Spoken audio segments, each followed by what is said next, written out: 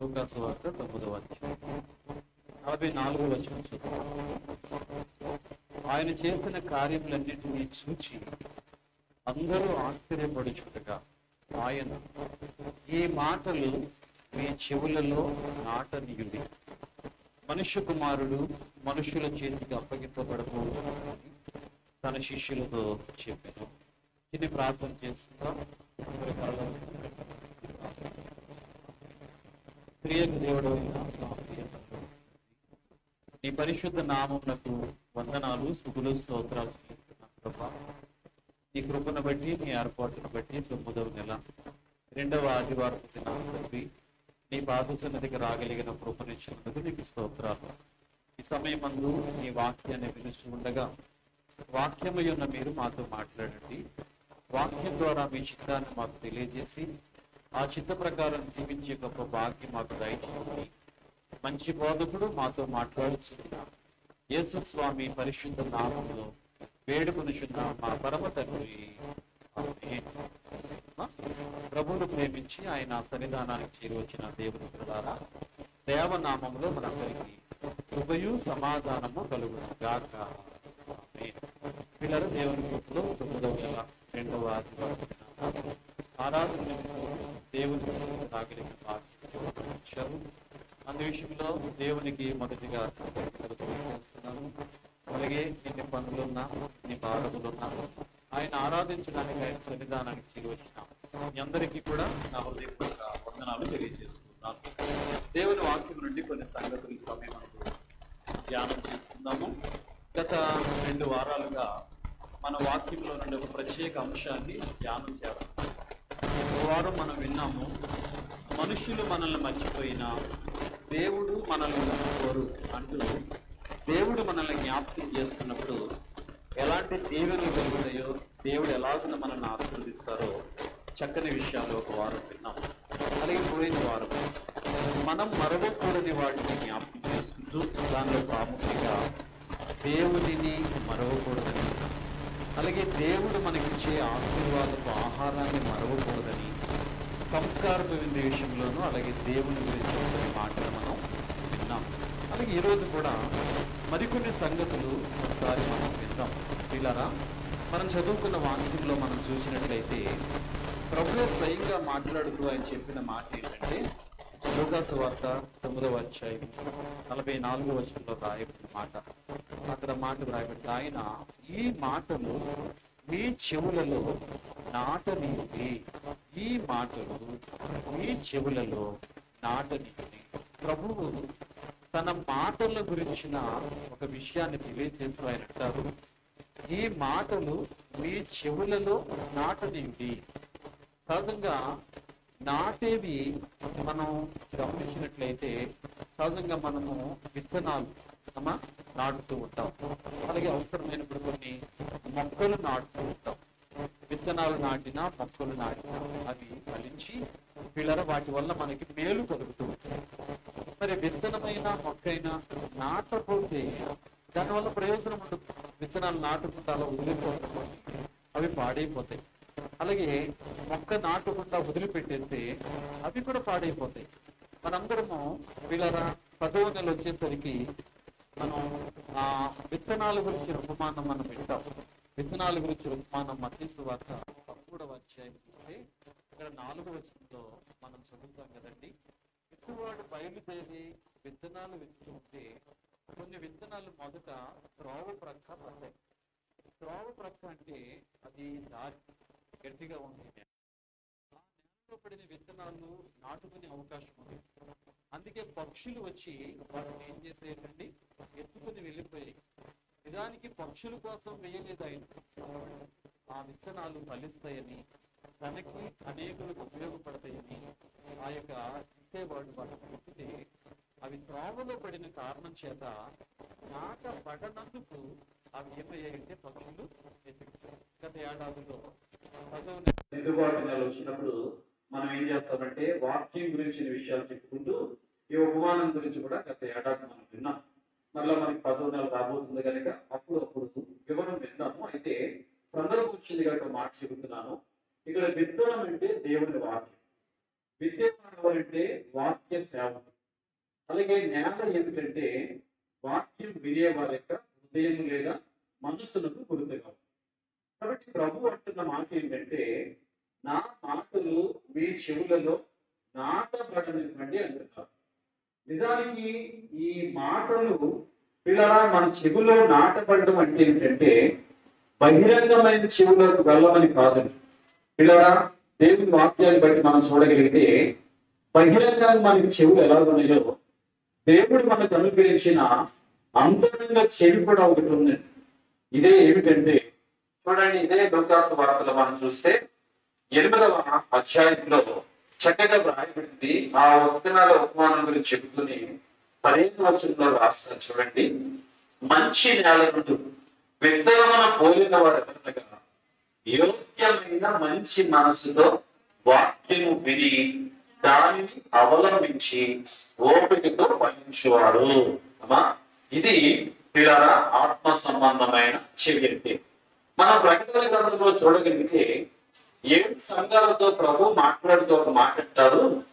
అమ్మా, చెవి గలవాడు ఆత్మ సంఘముతో చెప్పుచున్న మాట వినుగాక అన్నారు.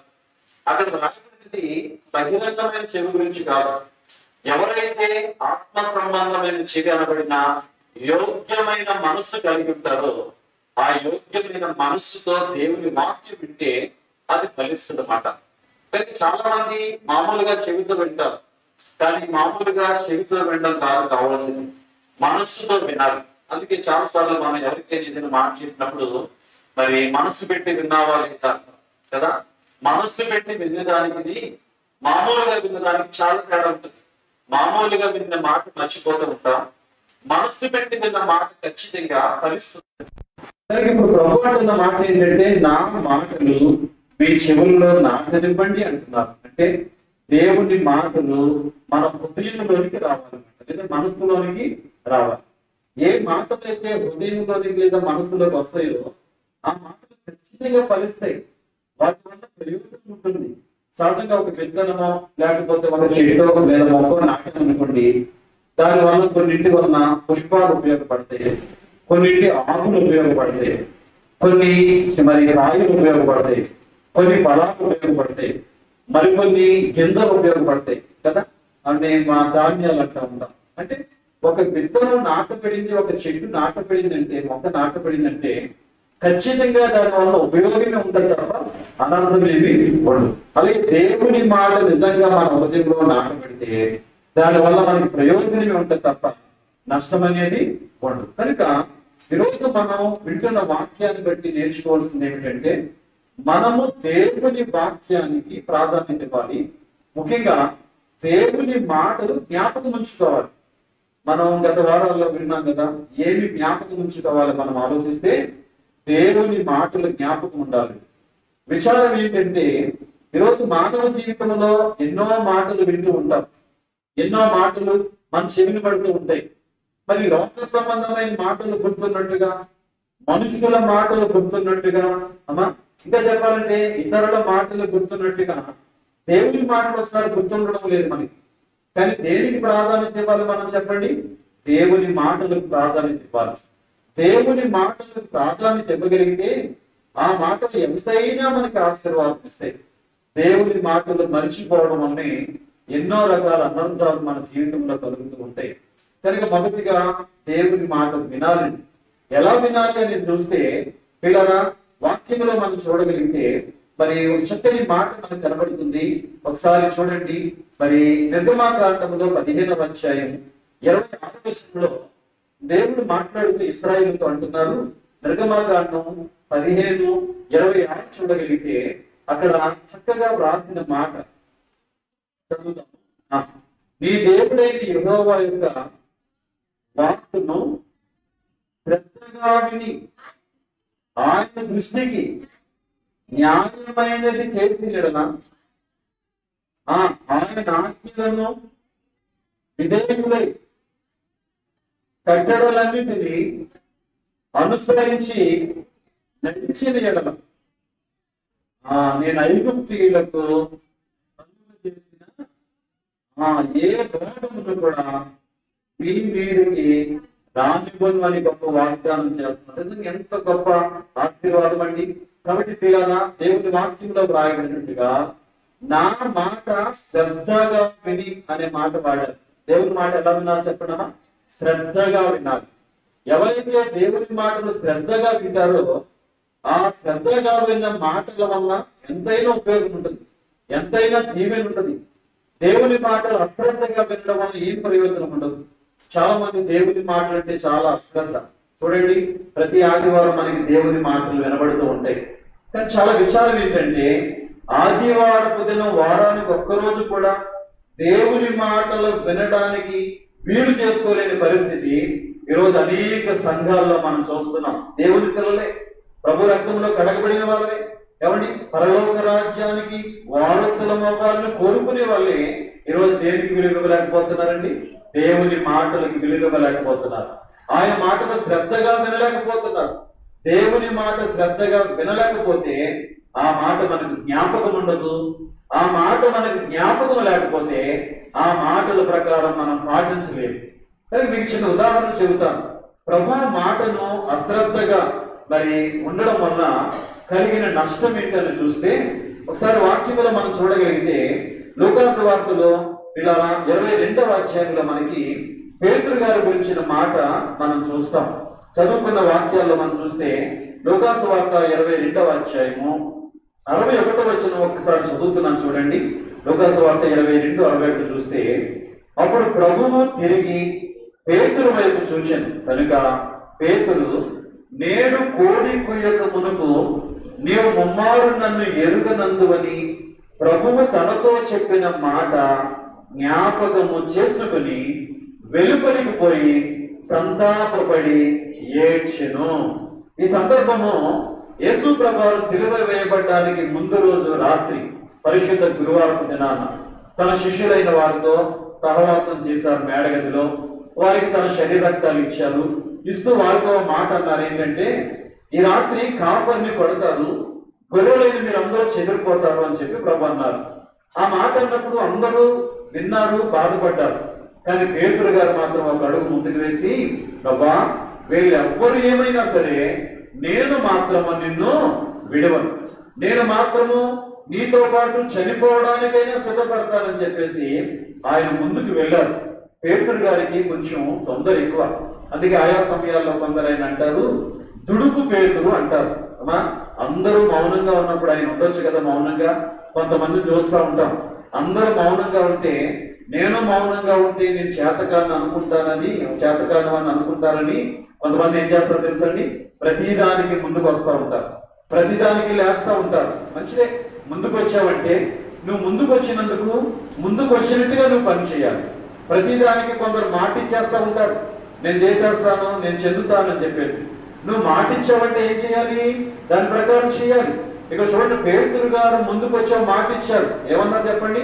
ఎవరేమైపోయినా సరే నేను మాత్రము నిన్ను విడిచిపెట్టను, నిన్ను అందుకునే ఉంటాను, నీ కోసం అవసరమైతే ప్రాణమైనా ఇచ్చేస్తా అన్నారు. అప్పుడు ప్రభు మాట అంటారు, ఎవరు ఎలా ఉన్నా నీవు ఈ రాత్రి లేదా ఈ తెల్లవారుజాము కోడి కొయ్యక మునుపు 3 సార్లు ఏం చేస్తావు తెలుసా? నన్ను ఎరుగనని ముమ్మారు బొక్కుతావని చెప్పేసి ప్రభు అన్నారు. చూసారా, పేతురు గారు తొందరపడి ముందుకు వెళ్ళినప్పుడు ఆయనతో ప్రభు మాట పలికారు. సరే ప్రభు అన్నారు, ప్రభు ఎలాగన్నారు? 3 సార్లు నేను బొక్కుతానని అన్నారు. కాబట్టి నేను ఎలా ఉండాలి? జాగ్రత్తగా ఉండాలి. నేను మాట ఇచ్చానేమని నేను మాత్రము నేను ఎరుగనని అనను, నేను నీతోటే ఉంటాను, నీ కోసం బ్రతుకుతాను అన్నాను. కాబట్టి నేను జాగ్రత్తగా ఉండాలని ఆలోచన ఉండాలి కదా. విచారం ఏంటో తెలుసండి ప్రియులారా, ప్రభు అన్న మాట ఆయన మర్చిపోయాడు, తాను ఇచ్చిన మాట కూడా మర్చిపోయాడు. అక్కడ 2 మాటలు ఉన్నాయి. ప్రభు అన్న మాట ఉంది, పేతురు గారు ఇచ్చిన మాట ఉంది. ప్రభు అన్నారు, నీవు నన్ను ఎరుగనని 3 సార్లు అబద్ధం ఆడతానని ప్రభు అన్న మాట. పేతురు ఏమన్నాడు? నీతో పాటు నేను చావడానికైనా సిద్ధమే, నేను ఒప్పుకుంటానని చెప్పేసి అన్నాడు. సరే, ఈ 2 మాటలు కూడా ఏం చేశాడంటే ఒక సమయం వచ్చినప్పుడు మర్చిపోయాడు కదండి, మర్చిపోయాడు. వినండి, విచిత్రం ఏంటంటే ప్రభువు మాట తన మాట తనకి ఎవరు జ్ఞాపకం చేస్తారండి? చదివిన వాక్యం నుంచి చెప్పండి. వాక్యంలో మనం చదివిన దాన్ని బట్టి ప్రభువు మాట తనకి ఎప్పుడు గుర్తొచ్చింది? తన మాట కూడా ఎప్పుడు గుర్తొచ్చింది? ఎవరు గుర్తు చేశారమ్మా? ఒక కోడి గుర్తు చేసిందండి. కోడి బలమైన జీవా బలహీనమైన జీవా? చాలా బలహీనమైన జీవి. నేను అనుకుంటూ ఉంటాను, ప్రపంచం మొత్తంలో ఏమండి మానవుల కోసం ఎక్కువగా చనిపోయిన జీవి ఏదైనా ఉంది అంటే ఎవరు చెప్పండి? అది కోడే కదా. కదా ముఖ్యంగా ఏ రోజు బలైపోతుంది చెప్పండి కదా? ఆదివారం వచ్చిందంటే కోళ్ళకి బలి. ఏమండి కాబట్టి చాలా బలహీనమైన జీవి. అలాంటి బలహీనమైన జీవి అయినప్పటికీ ఈరోజు పేతురు గారికి ఏం జ్ఞాపకం చేసిందో తెలుసా? వారికి ప్రభు మాట జ్ఞాపకం చేసింది, తన మాట కూడా జ్ఞాపకం చేసింది. ఎప్పుడైతే కోడి కూసిందో అప్పుడే ఆయనకి జ్ఞాపకం వచ్చింది. నిజానికి తాను ప్రభు శిష్యుడి కూడా ప్రభు మాట మర్చిపోయారు, తానిచ్చిన మాట మర్చిపోయారు. కానీ ఒక కోడి తను ఏం చేసిందంటే ప్రభు మాటను జ్ఞాపకం చేసింది, తన మాటను జ్ఞాపకం చేసింది. నేను ఒక మాట చెబుతానమ్మా, ఒక్కొక్కసారి మనం మర్చిపోయిన కొన్ని విలువైన మాటల్ని ఎవరు జ్ఞాపకం చేస్తారో తెలుసండి? మనకంటే చిన్నవారు జ్ఞాపకం చేస్తూ ఉంటారు. చివరికి ఒక్కొక్కసారి మన పిల్లలే జ్ఞాపకం చేస్తూ ఉంటారు అమ్మా. ఒక్కొక్కసారి పనివారు జ్ఞాపకం చేస్తూ ఉంటారు. మనం వీళ్ళు ఎందుకు పనికిరాను అనుకుంటాం కదా, అలాంటి వారి చేత కూడా దేవుడు అవసరమైతే ఏం చేస్తారో తెలుసా? తన మాటలు జ్ఞాపకం చేస్తూ ఉంటారు. అలా జ్ఞాపకం చేసినప్పుడు వాటిని గుర్తు తెచ్చుకొని వాటిని అవలంబించాలి. ఇప్పుడు పేతురు గారు కోడి కూత ద్వారా ఆయన ఏం మాట ఇచ్చాడో ప్రభు ఏమన్నాడో అన్ని గుర్తుకొచ్చాయి. తర్వాత పక్కకి వెళ్ళిపోయి ఏం చేశాడండి? సంతాపబడి ఏడ్చాడు. చూడండి పిల్లలు అంత విచారము. నిజానికి ఆయన ఇచ్చిన మాటలు జ్ఞాపకం చేసుకుని ఉంటే, లేదా ప్రభు చెప్పిన మాట జ్ఞాపకం ఉంచుంటే ఈరోజు ఏడ్చే పరిస్థితి ఆయనకు వచ్చేదో చెప్పండమ్మా?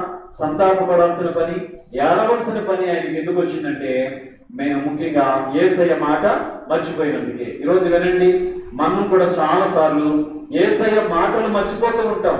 పునరుద్ధాన దినాలలో దేవదూత అంటారు శిష్యులతో, లూకాసు వార్త 24వ అధ్యాయం 6-7 వచనాలు చూస్తే, ఆయన మీతో చెప్పిన మాట జ్ఞాపకము చేసుకుని. లూకాసు వార్త 24:6-7లో కనపడుతుంది. ఆయన మీతో చెప్పిన మాటలు ఏం చేయాలి? జ్ఞాపకం చేసుకోండి అంటున్నారు దేవదూత. యేసయ్య తన పునరుద్ధానం గురించి శిష్యులైన వారికి, అలాగే తనని వెంబడించిన స్త్రీలైన వారికి చాలా స్పష్టంగా ఆయన చెప్పాడు, 3వ దినాన నేను లేస్తాననే సంగతి. కానీ వాళ్ళు మర్చిపోయారు. మర్చిపోయినందుకే వాళ్ళు భయపడే పరిస్థితి వచ్చింది. వారు పిల్లరా ప్రభు పునరుద్ధానాన్ని చూడలేకపోయారు కల్లారా, అంతేకాకుండా పునరుద్ధానాన్ని నమ్మలేకపోయారు. అందుకే వారిని ప్రభు గద్దించారు కదండి. ప్రభు లేచిన దినాన్న వారు నమ్మలేకపోయారు. లేచిన వారమైనా సరే ఇంకా వాళ్ళకి ఏం కలగలేదు చెప్పండి? నమ్మకం లేదు. కారణం ఏంటంటే వీళ్ళందరూ కూడా యేసయ్య మాటను ఏం చేశారంటే మర్చిపోయారు. కనుక ఈరోజు దేవుని పిల్లలుగా మనందరి బాధ్యత నేను చెబుతున్నాను ఏంటంటే, మనము దేవుని మాటలు మర్చిపోయేవారం కాకూడదు. దేవుని మాటలు మర్చిపోవడం వల్ల మనము నష్టపోయే పరిస్థితి వస్తుంది. ఈరోజు దేవుని మాటలు జ్ఞాపకం లేనందుకే అనేక మంది అపరాధంలో పడిపోతున్నారు. నిజాన్ని పేతురు గారిని చూద్దాం. 3 సార్లు ఆయన పొంకారు, ఆయన ఎవరో నాకు తెలియదని. అంటే ఒక విధంగా 3 సార్లు అబద్ధం ఆడారండి ఆయన. ఏమండి నిజానికి యేసయ్య మాట జ్ఞాపకం ఉంటే అబద్ధం ఆడతారో చెప్పండి? అబద్ధం ఆడరు. యేసయ్య మాట మర్చిపోయారు కాబట్టి అబద్ధం ఆడారు. అలాగే వినండి, ఈరోజు మనందరం తెలుసుకోవాల్సిన విషయం ఏంటంటే, మనము కూడా అనేక మార్లు దేవుని చిత్తానికి వ్యతిరేకమైన జీవితాలు జీవిస్తూ ఉన్నాం. ఎందుకో చెప్పమంటారా? దేవుని మాటలు మర్చిపోవడమే దానికి కారణం. దేవుని మాటలు మర్చిపోవడం వల్ల దేవుని చిత్త ప్రకారం జీవించలేకపోతున్నాం. మీరు ఇందాక చదువుకున్న నిర్గమకాండం 15:26లోను ఆజ్ఞలు మర్చిపోవద్దు, కట్టడలు మర్చిపోవద్దు అని ఉంది కదా. అలాగే మలాకీ గ్రంథం 4వ అధ్యాయం 4వ వచనంలో ఇందాక మొదటి పాఠం మనం చదువుకున్నాం. ఆ మొదటి పాఠంలో ఉన్న వాక్యాన్ని ఒక్కసారి చూడండి. అక్కడ ఎంత స్పష్టంగా పిల్లరా దేవుడు మాట్లాడుతున్నాడు. మలాకీ గ్రంథం 4వ అధ్యాయం 4వ వచనంలో చూస్తే, హోరేబు కొండ మీద ఇశ్రాయేలులందరి కొరకై నేను నా సేవకుడైన మోషేకు ఆజ్ఞాపించిన ధర్మశాస్త్రమును, దాని కట్టడలను, విధులను జ్ఞాపకము చేసుకునుడి. చూడండి వాక్యంలో ఏం రాయబడిందని, ఏం జ్ఞాపకం చేసుకోవాలట? హోరేబు కొండ మీద ఇశ్రాయేలు అందరి కొరకై దేవుడు అనుగ్రహించిన ధర్మశాస్త్రమును, దాని కట్టడలను, విధులను జ్ఞాపకం చేసుకోమంటున్నారు. అమ్మా దేవుడు ఇశ్రాయేలుకి ఆరోధించారు. ఈరోజు మనందరికీ కూడా వాక్యం అనే దాన్ని మనందరికి ఇచ్చారు. ఇప్పుడు దేవుని పిల్లలమైన మనందరం కూడా ఏం జ్ఞాపకం చేసుకోవాలంటే దేవుని వాక్యాన్ని జ్ఞాపకం చేసుకోవాలి. ఒక మాట చెప్తున్నాను వినండి. చాలా మందికి దేవుని వాక్యం అంటే ఏమనుకుంటారు తెలుసా? కేవలము ఆశీర్వాదాలు మాత్రమే అనుకుంటారు. చాలా మందికి ఆశీర్వాదాలు దీవెనలే జ్ఞాపకం ఉంటాయి. ఏమండి, దీవెనలు ఒకటి జ్ఞాపకం ఉంచుకుంటే సరిపోతారు దేవుని పిల్లలు? దీవెనలు మాత్రమే కాదు, ఆశీర్వాదాలు మాత్రమే కాదు జ్ఞాపకం చేసుకోవాల్సింది, ఆశీర్వాదాలతో పాటు ఆజ్ఞలు కూడా జ్ఞాపకం చేసుకోవాలండి. విచారం ఏంటంటే చాలా మందికి ఆశీర్వాదాలు గుర్తున్నంతగా ఆజ్ఞలు గుర్తుండవు. మీరు ఎప్పుడైనా వాక్యాన్ని గమనించండి, వాక్యం జాగ్రత్తగా పరిశీలన చేయగలిగితే పిల్లరా, మరి దేవుడిచ్చే ఆశీర్వాదాల ముందు ఖచ్చితంగా ఆజ్ఞలు కనబడతాయండి. దేవుడికి ఆశీర్వాదం రాయించారంటే దానికి ముందు ఆజ్ఞ ఉంటుంది. ఉదాహరణకు రెండు చెప్తాను మీకు, వినండి జాగ్రత్తగా. పిల్లరా, యాకోబు పత్రిక 4వ అధ్యాయము 7వ వచనంలో మనం చూడగలిగితే అక్కడ ఒక మాట ఉందండి, దేవుని యొద్దకు రండి అప్పుడు ఆయన మీ యొద్దకు వచ్చును. ఏముందమ్మా? దేవుని యొద్దకు రండి అప్పుడు ఆయన మీ యొద్దకు వచ్చునని మాట ఉంది. ఇక్కడ ఆశీర్వాదం ఏంటి? దేవుడు మన యొద్దకు రావడం ఆశీర్వాదం. ఆజ్ఞ ఏంటి? దేవుని యొద్దకు రండి అనేది ఆజ్ఞ. చూడండి, మొదట మనం దేవుని దగ్గరికి రాగలిగితే దేవుడు మన దగ్గరికి వస్తాడు. ఆజ్ఞ పాటించగలిగితే ఆశీర్వాదం మనకు ఉంటుంది. కానీ చాలా మంది నాకు ఆశీర్వాదం కావాలి కానీ ఆజ్ఞ పాటించను అంటారు. ఈరోజు అందరూ వినండి, ఆశీర్వాదాలు మన కొరకే దేవుడు రాయించారు. అయితే ఆశీర్వాదాలు కావాలంటే ఏం పాటించగలగాలి? ఆజ్ఞలు పాటించాలి. ఆజ్ఞ పాటించాలంటే ఆజ్ఞ ఏమై ఉండాలండి? జ్ఞాపకములో ఉండాలి. దేవుని ఆజ్ఞల జ్ఞాపకములో ఉంటే అవి పాటించే అవకాశం ఉంటుంది. చూడండి, మరొక మాట కూడా మీకు చెబుతాను. వాక్యంలో చూస్తే లోకాసు వార్త 6:38లో ఒక వాగ్దానం ఉంది అమ్మా. అక్కడ మనం చూస్తే మరి ఈయుడి మీకు ఇవ్వబడును అనే మాట ఉందండి కదా. అక్కడ ఇవ్వబడును అనేది ఆశీర్వాదం, ఇవ్వండి అనేది ఆజ్ఞ. మనం ఏం చేస్తామో తెలుసండి, దేవునికి ఇవ్వాల్సింది మనం ఇవ్వం, కానీ దేవుడు మనకి ఇవ్వాలనుకున్న దాని మీదే మనసు పెడతాం. దేవుడు ఇవ్వడానికే సిద్ధంగా ఉన్నారు. దేవుడు మనకి ఎప్పుడు ఇచ్చేవాడే కదా. కానీ దేవుడు మనకి ఇవ్వాలంటే దేవుడికి మనం ఇవ్వాలి. అంతేకాదు, మత్తయి సువార్త 7వ అధ్యాయం 7వ వచనంలో చూడ మంచి వాగ్దానం, అడుగుడి మీకు ఇవ్వబడును, వెదకుడి మీకు దొరుకును, తట్టుడి మీకు ఇవ్వండి. మన కంటతో వచ్చిన వాగ్దానాలే. అందులో చూడండి, అడిగితే ఇస్తానన్నాడు. అడగడం అనేది ఒక ఆజ్ఞ, అంటే ప్రార్థన చేయడం. ఆ ప్రార్థన చేయగలిగితే దేవుడు మనకి ఇస్తారు.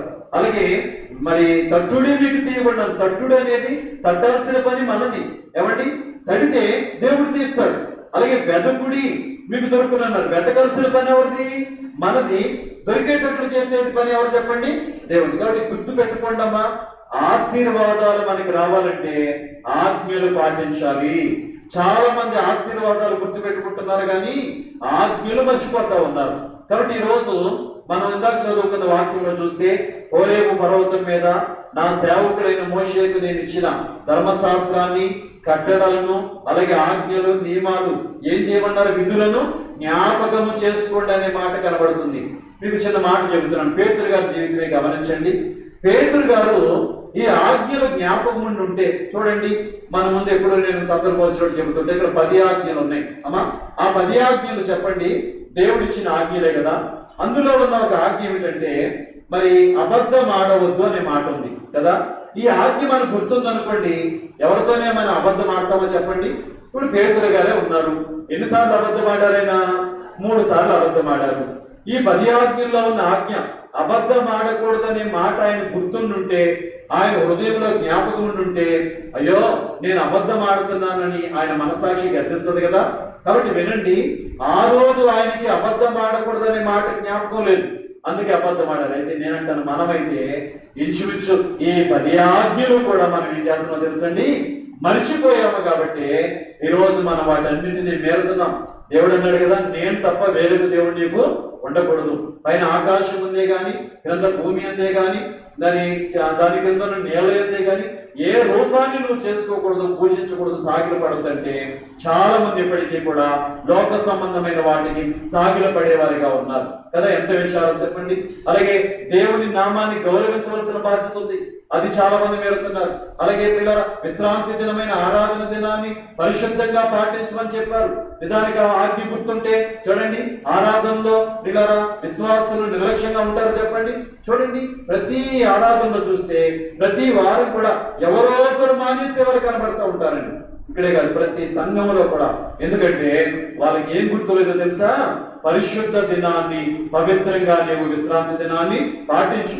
ఇశ్రాయేలీయులకు విశ్రాంతి దినం శనివారం, కానీ క్రొత్త నిబంధనలోకి వచ్చిన మనకి విశ్రాంతి దినం ఏదంటే ఆరాధన దినం. ప్రభు పునరుద్ధానుడైన కారణం చేత, ఆది అపోస్తులు ఆదివారం సంగమగా కూడుకున్న కారణం చేత మనకి ఏది విశ్రాంతి దినం అయిందంటే ఆదివారం విశ్రాంతి దినం అయింది, లేదా ఆరాధన దినమైంది. కనుక ఆ దినాన్ని మనం ఎలా పాటించాలి చెప్పండి?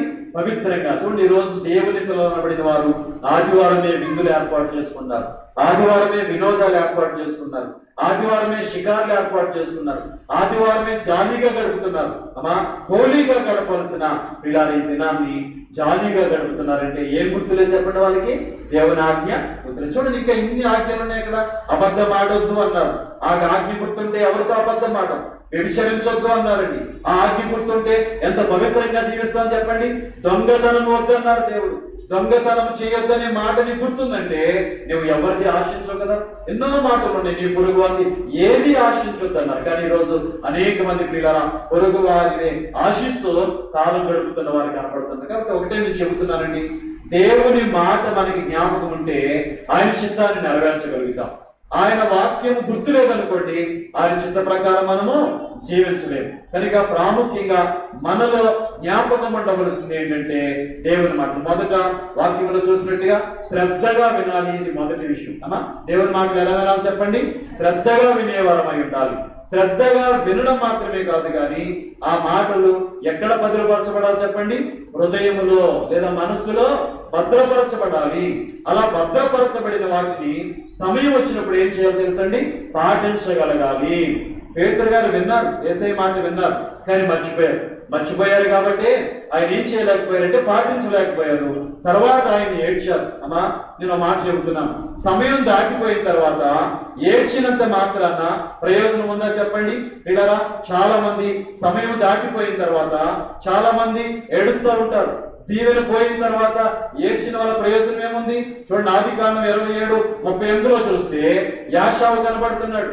యాషావు పిల్లరా దీవెనలన్నీ పోగొట్టుకుని తండ్రి దగ్గరకు వచ్చి ఏడుస్తున్నాడు. ఏమంటాడు తెలుసా? తండ్రి, నీ యొక్క ఒక్క దీవెనైనా లేదా, ఒక్క దీవెనైనా నా కొరకు మిగలేదు అని ఏడుస్తున్నాడు. ఏమండి, తమ్ముడైన యాకోబు ఆ దీవెనలన్నీ కూడా తీసుకుని వెళ్ళిపోయాడు. నిజానికి యాకోబు ఆ దీవెనలు తీసుకెళ్ళిపోవడానికి ఒక విధంగా కారణం చెప్పాలంటే యాషావు తన జ్యేష్ఠత్వాన్ని నమ్మేసుకున్నాడు. ఒకరోజు ఆకలి తట్టుకోలేక అడవి నుంచి వచ్చిన అతడు తన తమ్ముడి దగ్గర ఉన్న ఆ ఎర్రని చిక్కుడుకాయల కూర చూచి, మరి నాకు ఆహారం పెట్టన్నాడు. తమ్ముడు అన్నాడు, నీ జ్యేష్ఠత్వం నాకు ఇస్తే నేను ఇస్తానన్నప్పుడు యాషావు ఏమన్నా తెలుసా? ఒక పూట నేను తినకపోతే చనిపోతానా? దేవుడిచ్చిన జ్యేష్ఠత్వం ఇది, నేను నీకు ఎందుకు ఇస్తానన్నారు కదా. కానీ నేను ఎంత వేదనకరమైన మాట అన్నాడు తెలుసా? అందుకే భక్తులు అంటారు, ఇదిగో ఒక్క పూట కూటి కోసం జ్యేష్ఠత్వపు హక్కును అమ్మి వేసుకున్న భ్రష్టుడైన లేదా వ్యభిచారి అయిన యాషావు లాంటి వాళ్ళు ఉన్నారేమో జాగ్రత్త అన్నారు. ఈ రోజండి ఒక పూట కూటి కోసం దేవుడిచ్చిన జ్యేష్ఠత్వం మాట చెప్పనండి పిల్లల. వారంలో మొదటి దినం ఆదివారం, అంటే జ్యేష్ఠత్వం కలిగిన దినం ఇది. వినండి, ఆదివారం వారంలో మొదటి దినం. ఈ మొదటి దినాన దేవుడి దగ్గరికి రాలేదంటే నువ్వేం కోల్పోయావు? ఆ వారం అంతా జ్యేష్ఠత్వం దీవెని కోల్పోయినట్టే. మొదటి దినం కదండి, మొదటి బిడ్డనే కదా జ్యేష్ఠుడు అంటాడు. ఏమంటే వారంలో దేవుడు మనకిచ్చిన మొదటి దినం ఏది? ఆదివారం. ఈ ఆదివారపు దినాన్ని నువ్వు సన్నిధికి రాలేదంటే దైవజనులు రాశారు, ఏ రోజు కన్నా ఈ రోజే నిన్న ఆరాధన దినము ఆచరింపగదగును అన్నారు. ఆదివారం నీవు పాటించలేకపోతున్నావు, ఆదివారం నీ సన్నిధికి రాలేకపోయావంటే ఆ వారం నువ్వేం పోగొట్టుకున్నావంటే జ్యేష్ఠత్వపు దీవెని పోయినట్టే. జ్యేష్ఠత్వపు దీవెని నువ్వు చేతులారా పోగొట్టుకున్నప్పుడు ఎంత ఏడిస్తే ప్రయోజనం ఏముంది? యాషావు చేతులారా జ్యేష్ఠత్వం దీవెని పోగొట్టుకున్నాడు.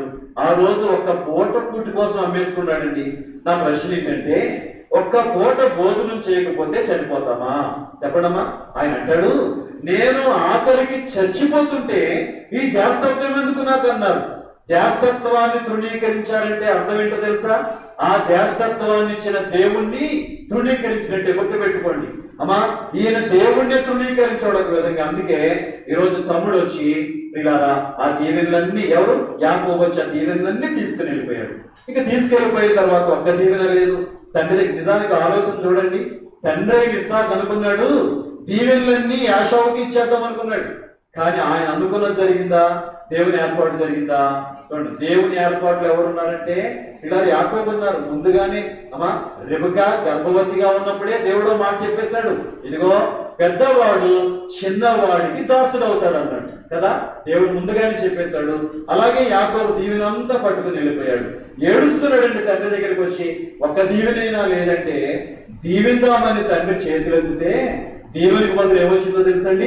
శాపం వచ్చిందండి. ఎంత విచారం అండి. తండ్రి ఏమో దీవిందాం అనుకున్నాడు, కానీ దీవెన రాలేదు, కానీ ఏమొచ్చింది? శాపం. ఏడ్చాడు ఏడ్చాడు ఏడ్చాడు. ఎందుకు ఈ మాట నేను మీకు జ్ఞాపకం చేస్తానంటే, చేయి దాటిపోయిన తర్వాత అమ్మా మనము చేయాల్సిన పని చేయలేకపోయిన తర్వాత ఎంత ఏడ్చినా ప్రయోజనం లేదు. మనకి తెలుసు లూకాసు వార్తలో ధనవంతుడు లాజరు కథ ఉంది. ధనవంతుడు పిల్లల భూమి మీద ఉన్నప్పుడు సుఖానుభవం కలిగి దేవుని సన్నిధికి దూరం అయ్యాడు. వాక్యానుసారమైన జీవితాన్ని నిరాకరించాడు. అయిపోయింది, జీవితం ముగింపు అయిపోయింది. ఇప్పుడు పాతాళంలోని ఏడుస్తున్నాడమ్మా. ఒక్క నీటి బొట్టు కోసం ఏడుస్తున్నాడు. ఏమైనా ఉపయోగం ఉందా? అందుకే మీరు జాగ్రత్తగా వినండి. మనం పిల్లరా జరిగిపోయి నష్టం జరిగిపోయిన తర్వాత దుఃఖపడితే ప్రయోజనం లేదు. ఇక్కడ ఈ పేతురు గారు కూడా నిజానికి మాట తప్పేశాడు. మాట తప్పేసాక ఏడుస్తున్నాడు. ఏం ప్రయోజనం చెప్పండి? అందుకే నేను చెబుతున్నాను, మన జీవితాల్లో దేవుని మాట గుర్తుంది అంటే, మరి కీర్తనకారుడైన దావీదు గారు ఒక అద్భుతమైన మాట అంటారండి. 119వ కీర్తన 11వ వచనంలో ఆయన అంటారు, నేను నీ ఎదుట పాపము చేయకుండానట్లు నా హృదయంలో నేను వాక్యమును ఉంచుకుని ఉన్నానంటున్నారండి. చూసారు ఎంత అద్భుతమైన మాట. దేవుని ఎదుట పాపం చేయకుండా ఉండాలంటే హృదయంలో ఉండాల్సింది ఏంటమ్మా చెప్పండి? వాక్యము. అదే కదా ఇందాక మనం చదువుకున్నాం. యోగ్యమైన మంచి మనసుతో వాక్యం వినగలిగితే ఆ వాక్యం అన్నికి ప్రయోజనం ఉంటది. అయోగ్యంగా గాని అశ్రద్ధగా గాని ఏదో రావాలి కాబట్టి వచ్చాం, వినాలి కాబట్టి వింటున్నాం, వినేసి ఇవ్వాల్సింది ఇచ్చేసి వెళ్ళిపోదాం అని మొక్కుబడిగా నామకార్థంగా కానీ మనం దేవుని వాక్యం విన్నామనుకోండి, దానివల్ల మనం చాలా నష్టపోతాం. కాబట్టి నేను చెబుతున్నాను పిల్లరా, ఈరోజు వాక్యం ద్వారా ఒకటే నేర్చుకుందాం, దేవుని మాటకి నిలబెడతాం. దేవుని మాటను పిల్లల జ్ఞాపకం ఉంచుకుందాం. దేవుని మాట ప్రకారము చేద్దాం. మొదటిది శ్రద్ధగా వినాలి, విన్నదాన్ని జ్ఞాపకం చేసుకోవాలి, జ్ఞాపకం ఉన్న దాని ప్రకారం జీవించాలి. దీన్ని దైవజనులు చక్కగా 3 మాటల్లో మరి ఒక పాటలో ఆయన చక్కగా రాస్తారు. మనందరం పాడుతూ ఉంటాం కదా. వినుట విశ్వాసించుట ఆజ్ఞకు విధేయులై మనుట. వినుట విశ్వాసించుట ఆజ్ఞకు విధేయులై మనుట.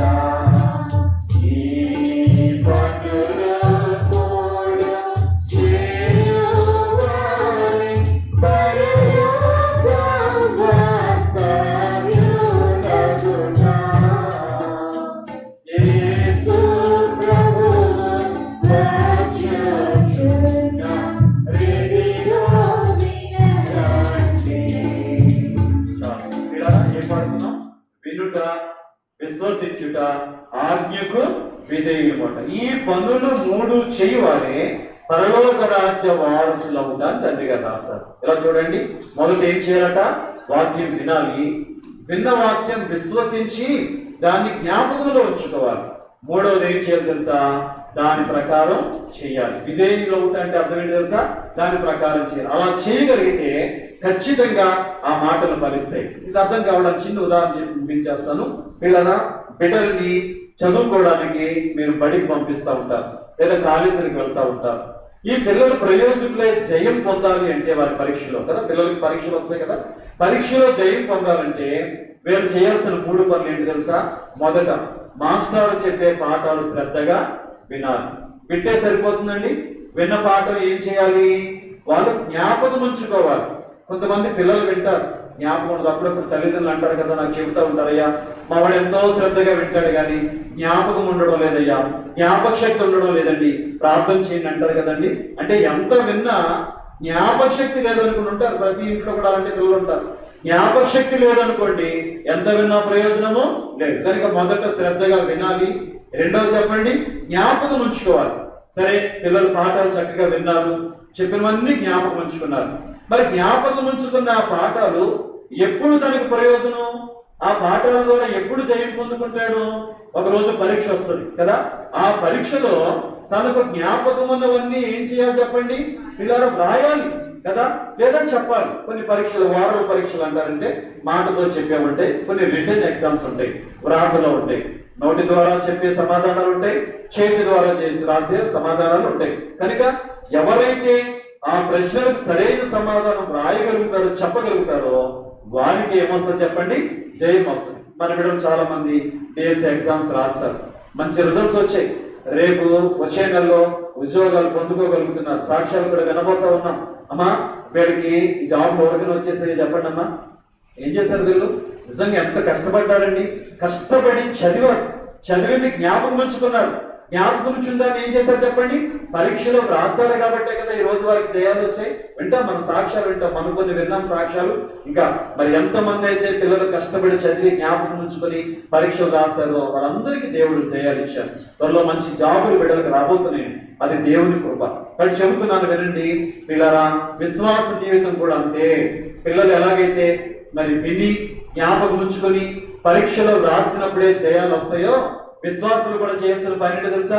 దేవుని వాక్యం శ్రద్ధగా వినాలి, విన్నదాన్ని ఏం చేసుకోవాలి చెప్పండి? జ్ఞాపకం ఉంచుకోవాలి. జ్ఞాపకం ఉన్న వాక్యాన్ని ఏం చేయాలి చెప్పండి? పాటించాలి.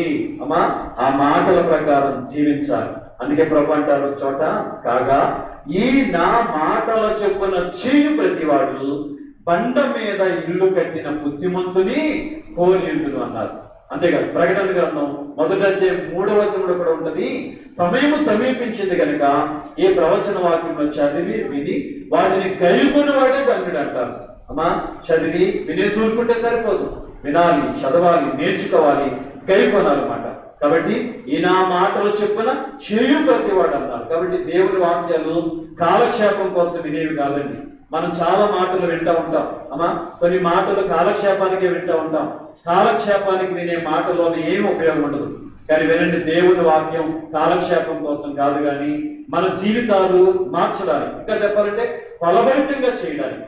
ఒకసారి మన జీవితాల్లో ఆశీర్వాద ఫలాలు పొందుకోలేకపోతున్నట్టే కారణం ఒకటి ఏంటంటే, వాక్యాన్ని మనం వినడం లేదు సరిగా, లేదా విన్న జ్ఞాపకం ఉంచుకోవడం లేదు, జ్ఞాపకం ఉంచుకున్న దాని ప్రకారం చేయడం లేదు. ఈ 3.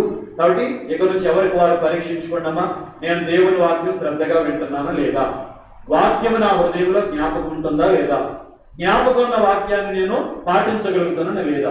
ఈ 3 విషయాలు మనం కానీ అనుసరించగలిగితే అద్భుతమైన జీవితాలు ఉంటాయి, ఫలభరితమైన ఆశీర్వాద జీవితాన్ని దేవుడిస్తాడు. కనుక ఈ వాక్యాన్ని బట్టి మనందరం కూడా ఇక నుంచి వాక్యాన్ని శ్రద్ధగా విందామండి. రెండవది, వాక్యాన్ని జ్ఞాపకం ఉంచుకుందామండి. మూడవది, ఆ వాక్య ప్రకారం జీవిద్దాం, దేవుడిచ్చే ఆశీర్వాదాలు పొందుకుందాం. అలాంటి దివ్యమైన దీవెన ఆశీర్వాదం ఈ వర్తమానం ద్వారా తండ్రి మనెల్లరకు దయచేయను గాక. ఆమేన్. ఒకసారి లేచి నిలబడండి, చిన్న ప్రార్థన చేసుకుని వాక్యాన్ని ముగించుకుందాం. అందరూ కూడా ప్రార్థన ఏకీభవించండి. ప్రియక దేవుడైన మా తండ్రి, నీ పరిశుద్ధ నామమునకు వందనాలు, స్తుతులు, స్తోత్రాలు చెల్లిస్తూ ఉన్నాం ప్రభా. నిజమే నా తండ్రి, మా జీవితాల్లో మనుషుల మాటలు జ్ఞాపకం ఉంటున్నాయి కానీ, నాయన లోకస్తుల మాటలు జ్ఞాపకం ఉంటున్నాయి కానీ, శత్రువుల మాటలు జ్ఞాపకం ఉంటున్నాయి కానీ, నాయన మా సృష్టికర్తవు, మా రక్షణకర్తవు, మా యొక్క ఆదరణకర్తవైన నీ మాటలు జ్ఞాపకం ఉండడం లేదయ్యా. అనేక మార్లు నీ మాటలు వినడమైతే వింటున్నాం కానీ అవి జ్ఞాపకం ఉంచుకోలేకపోతున్నాం. అవి జ్ఞాపకంలో లేనందుకే వాటిని మేము పాటించలేకపోతున్నామయ్యా. ఈ రోజు మేము విన్నాం తండ్రి, దేవా నీవు ఇశ్రాయేలుతో చెప్పావు, నా మాటలు శ్రద్ధగా వింటే నేను అందరికంటే ఎక్కువగా హెచ్చిస్తానన్నావు. ఐగుప్తీయులకు వచ్చిన ఏ రోగము రానివ్వనన్నావు తండ్రి. మలాకి 4:4 కూడా మాట్లాడావు, నా సేవకుడైన మోషే ద్వారా మీకు ఇవ్వబడిన ధర్మశాస్త్రాన్ని, కట్టడలను, విధులను జ్ఞాపకం చేసుకోండి అన్నారు. నిజమైన ఈ రోజు మేము ఆశీర్వాదాలు జ్ఞాపకం ఉంచుకున్నంతగా ఆజ్ఞలు జ్ఞాపకం ఉంచుకోలేకపోతున్నామయ్యా.